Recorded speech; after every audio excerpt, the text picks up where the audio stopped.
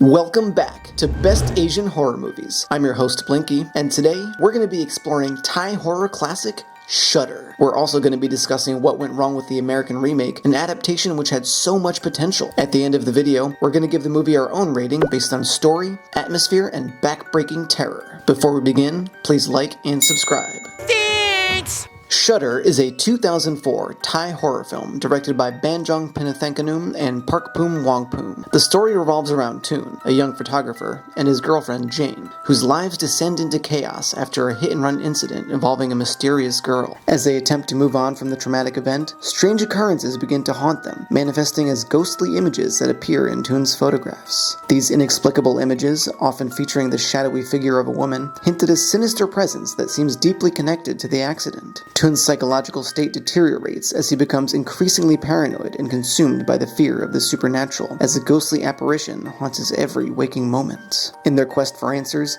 Toon and Jane set off to investigate the origins of the mysterious girl. As they delve deeper, they uncover a tragic story of betrayal, abuse, and unresolved trauma. This girl was no stranger, but somebody significant from Toon's past, whose life was destroyed by his selfishness and apathy. The girl, named Natri, had actually been in a relationship with Toon, though he'd kept it a secret from his peers as he was ashamed to be seen with her. As the supernatural events escalate, Toon's relationship with Jane fractures as they confront the consequences of Toon's past. Unable to put the vengeful spirit to rest, Toon suffers a fate worse than death, his past actions literally coming back to haunt him for all eternity.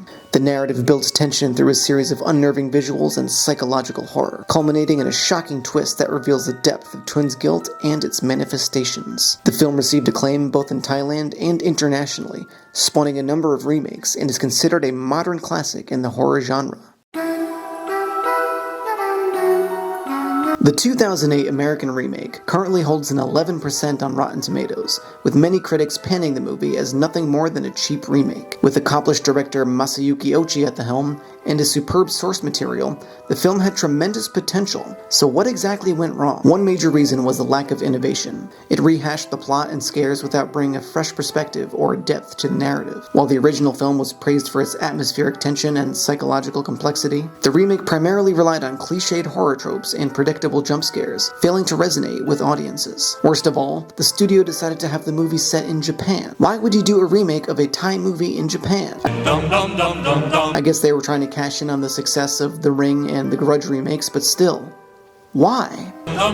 Critics noted that the character development was weak in the remake, rendering the protagonists less relatable and their struggles less compelling. The chemistry between the leads, played by Joshua Jackson and Rachel Taylor, lacked the emotional weight that contributed to the original's haunting quality. Additionally, the American version struggled with pacing, often dragging in parts that should have heightened the tension. Moreover, the film faced tough competition from other horror releases at the time, diminishing its box office appeal and audience engagement. However, in terms of ROI, it netted almost $50 million worldwide on an $8 million budget. Here at Best Asian Horror Movies, we're going to be rating our films based on 3 criteria: story, atmosphere, and terror, with each category eligible for a maximum of 6 bloody skulls. The story starts off simply enough. Toon and Jane are involved in a hit and run after a night of partying, not unlike the beginning of I Know What You Did Last Summer. As their investigation goes deeper and we learn about what happened with Natri, how she was driven to suicide after Toon not only abandoned her but let her be raped by his friends, you not only come to view her as a sympathetic character, but also realize what a truly despicable person Toon is.